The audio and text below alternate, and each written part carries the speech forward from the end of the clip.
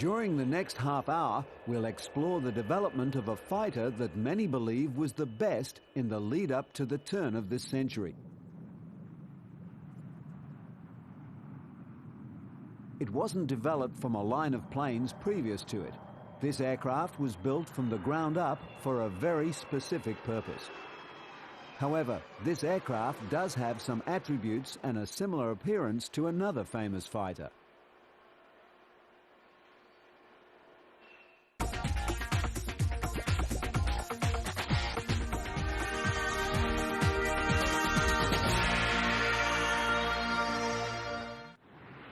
The F-15 Eagle is an all-weather, extremely maneuverable tactical fighter.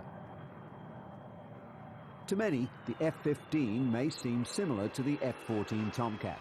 Both have a twin tail assembly and large air dams.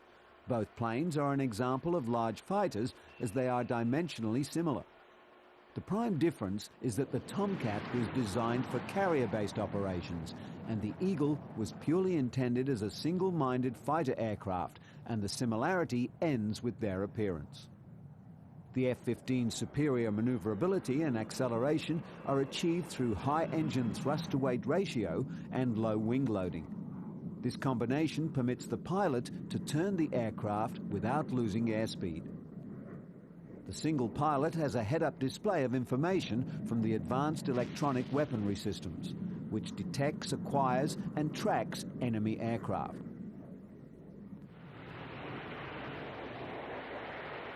It's commonly thought the F-15 can outperform and outfight any current fighter. This may be true, but there's one other aircraft that could possibly claim the crown of best fighter. Many planes have been developed in high secrecy. The Blackbird and Valkyrie are two examples of the USA's secret programs. However, the Soviet Union was also testing many advanced aircraft designs that were kept under a black curtain of secrecy. During 1968, at a Soviet air show, the closing scene was the one that brought the black curtain down. 3 huge fighters roared over the crowd, which included numerous Western delegates. No other insight to the plane was offered by the Soviet Union. 3 months later, an Israeli F-4 Phantom investigated an airspace breach, and the pilot got a visual on the new Foxbat. This was a brief encounter as the Foxbat simply accelerated away from the F-4.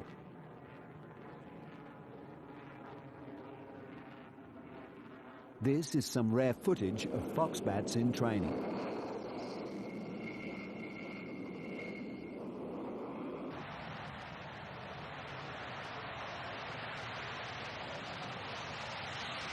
It's believed by some that during the Gulf War, an Iraqi MiG-25 or Foxbat downed an F-18 Hornet, and that other skirmishes between US planes and Iraqi Foxbats clearly demonstrated the MiG's superiority over the US fighters.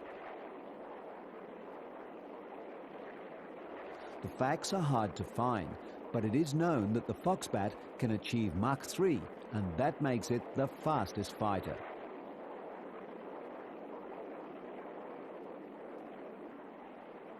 The F-15 Eagle may not have the outright speed of the Foxbat, but it has many other virtues that place it in the running as the best fighter. The F-15's design was not a progressive step from a predecessor. It was a new package with new objectives.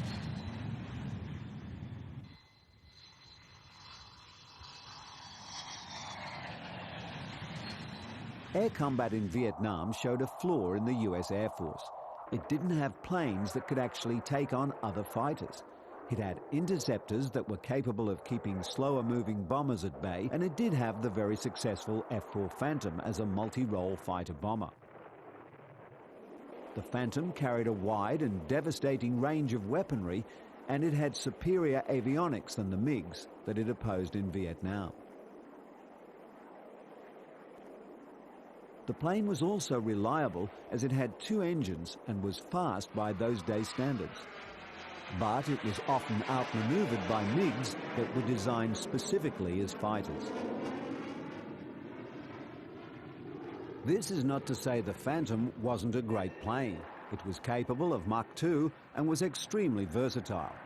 It was originally built as a high-altitude carrier-based interceptor for the Navy, and it performed that job well. The Phantom also achieved something no other American-built fighter had been able to do. It was used by all three of America's defense bodies.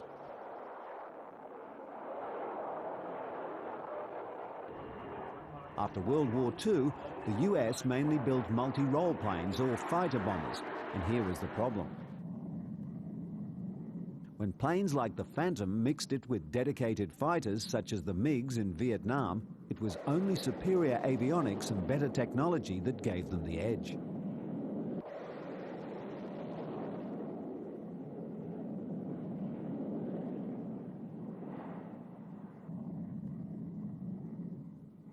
It was obvious to the United States that it needed a dedicated fighter if it was to maintain air power with an enemy that had more modern aircraft than the Vietnamese. So the United States government announced an industry competition to submit fighter designs.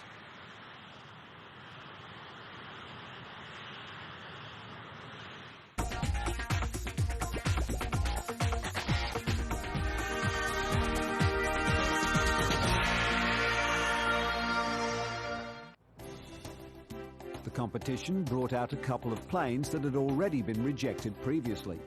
North American Aviation presented the F-5. This plane was exactly what the military wanted. It was highly maneuverable and was dedicated to air-to-air combat. However, it was deemed too slow.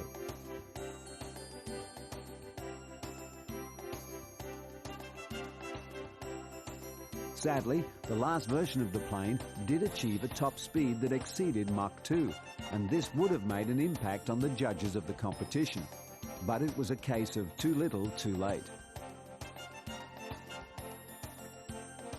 This baby-sized fighter did get the chance to show the military how good it really was, and it did this flying against the F-15 Eagle and other frontline fighters.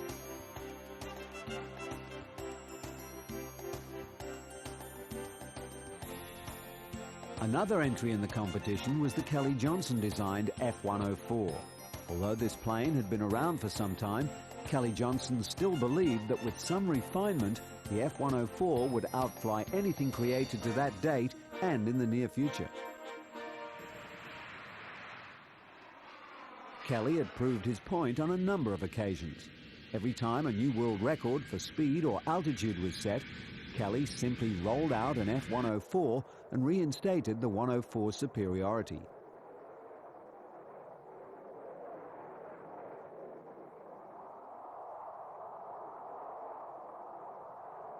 As the competition got closer to the mark, Kelly merely did some tweaking to the 104 and sent it out again to better the best. This occurred mostly through the years of 1958 to 1960. A classic example is the case of the Phantom F-42. Just after it had beaten the F-104 record, Lockheed sent a starfighter out to raise the bar another level.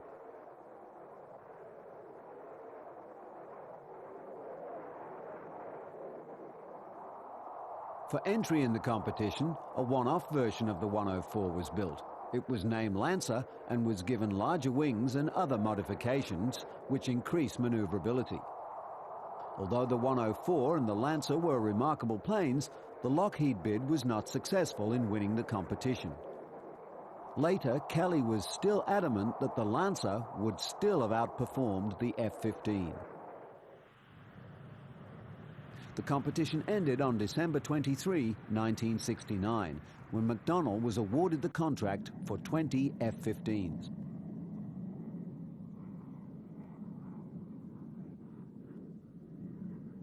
It's interesting to note that McDonnell's greatest success to this point in time was the F-4 Phantom II, which was one of the planes that indicated a weakness in the US fleet of planes that brought about the competition that they won with the F-15.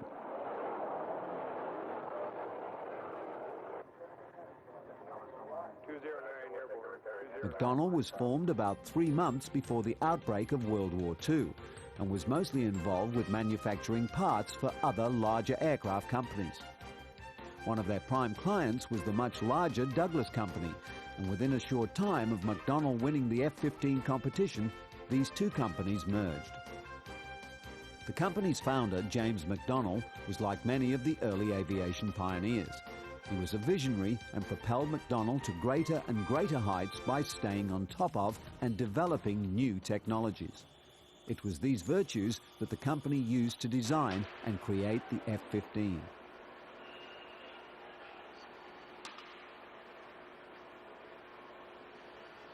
The prototype was constructed at McDonnell's St. Louis plant. Prototype 1 was rolled out to an audience of government and defense officials and the press on the 26th of June, 1972. I christen thee Eagle, and may you reign supreme in your domain. Hear, hear. The plane had great lines, looked bold, and the raised canopy gave the pilot great all-round vision. The computer-operated variable air intakes optimized performance for all angles of attack. The F-15 utilized a large air brake to enhance performance under certain conditions. Its cannons were built into the air dams. The initial Eagles were fitted with 4 medium-range Sparrow missiles and 4 shorter-range Sidewinder missiles. The twin fins gave the pilot more control over the aircraft in the event of an engine failure. They also greatly enhanced this big fighter's maneuverability. The total package looked impressive, but it was still to be flown. Much preparation goes into a first flight. Technicians, electricians, and airframe specialists all have to be satisfied that every last detail has been checked and double-checked.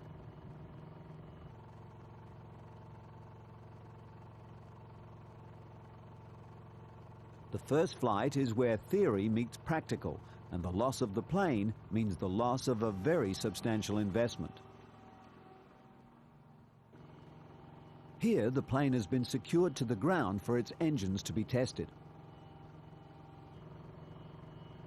The red markings on the craft identify the plane as a prototype. When everybody is satisfied, the test pilot is given the all clear to take the craft for its first flight.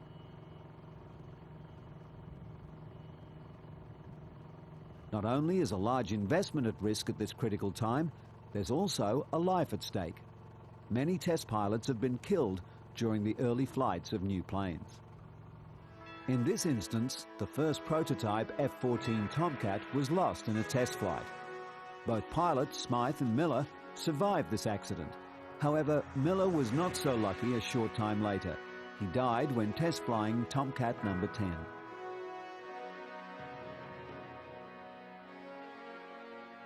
The F-104 test series is another example of the high risks test pilots endured, as a number of accidents occurred while flying this extreme machine.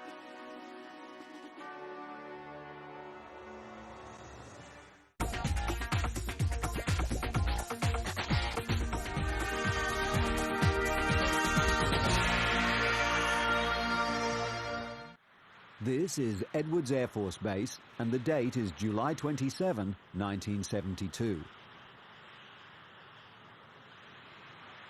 The pilot who put his life on the line to test Lockheed's theory of flight regarding the F-15 was Irv Burroughs.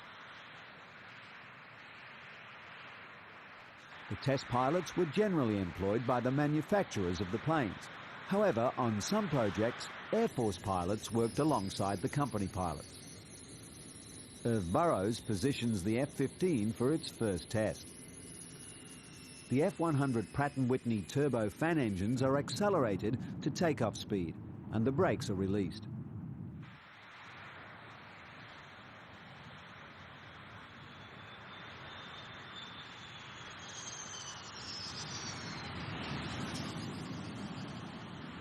The plane is carefully launched down the runway while the ground crew anxiously watch their work of art take to the air.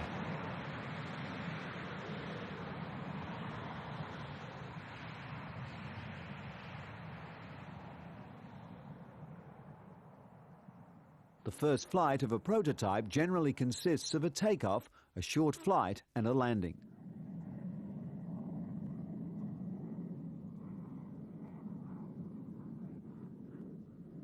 During the flight, the pilot familiarizes himself with the characteristics of the craft and tests the plane's primary functions.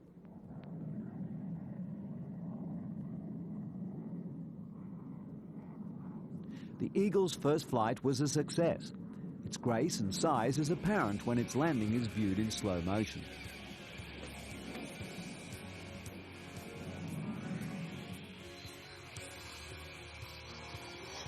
It's easy to see how the variable air dam has tilted to keep a maximum of airflow possible.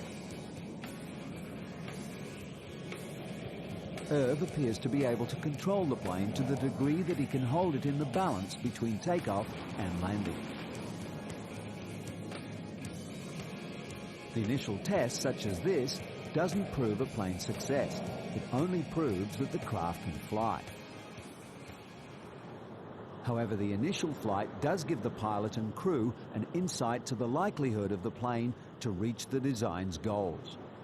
In the case of the F-15's first test, it proved that the Eagle was very likely to more than achieve its forecast. For many months, prototype F-15s were tested in a variety of conditions and tasks. Each test was more demanding than the last. Finally, the aircraft's abilities had been fully explored. After more than 2 years of accident-free testing and evaluation, the first aircraft was delivered to the Air Force on November 14, 1974.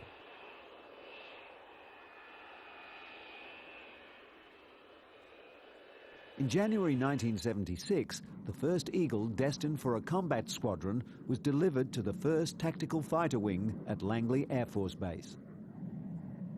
Once in service, the F-15 was put to the test of proving it had covered the shortfalls of the American Air Force's lack of potent fighter planes as demonstrated in Vietnam. To prove this, the F-15 was pitted against one of the most remarkable little fighters ever built, the Northrop F-5, the same aircraft that the F-15 had beaten in the original competition that bore the Eagle.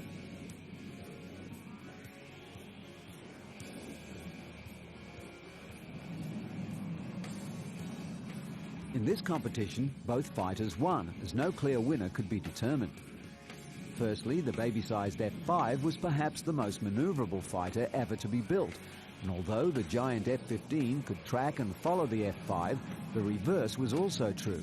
The little F-5 could and did hold its own against the might of the Eagle.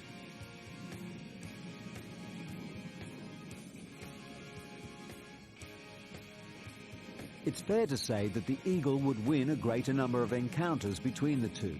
However, the cost of the F-5 was half that of the Eagle, and if you placed 2 F-5s against an Eagle, the F-5 would win every time.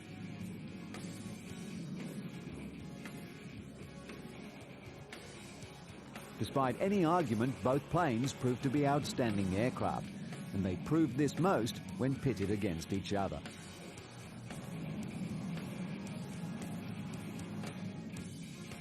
These tests and war games, although fiercely competitive, are conducted between colleagues and friends.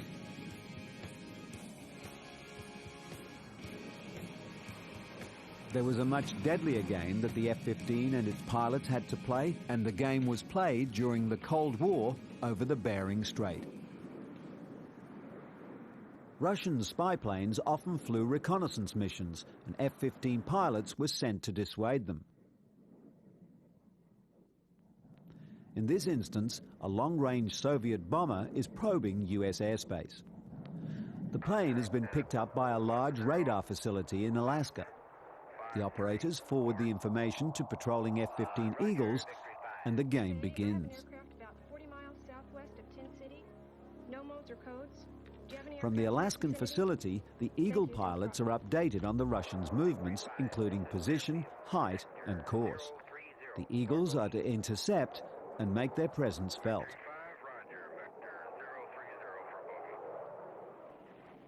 The following still images shot by an F-15 pilot demonstrate the latent feelings of the players.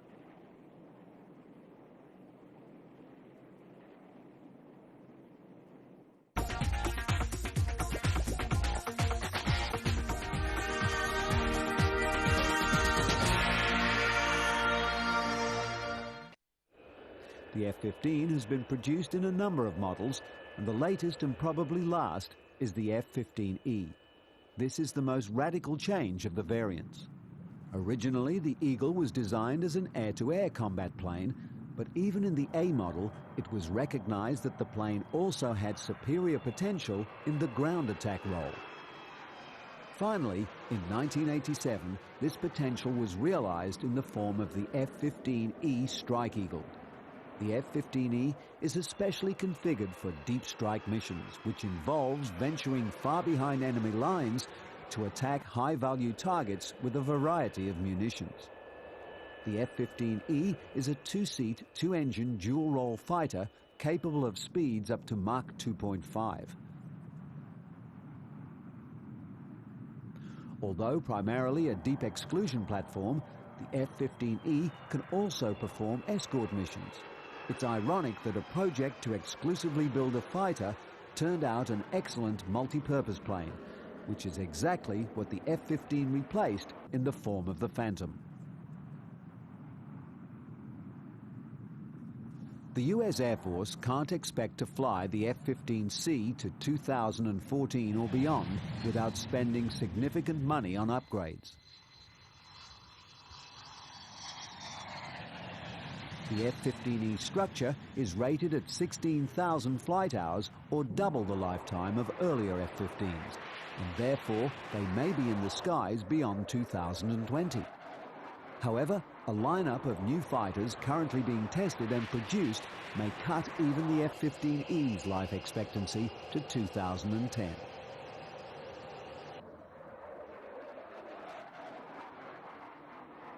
That concludes another episode of Flying Through Time. Be sure to join us again when we continue to unravel the fascinating stories of the planes that stand out in our short history of flight.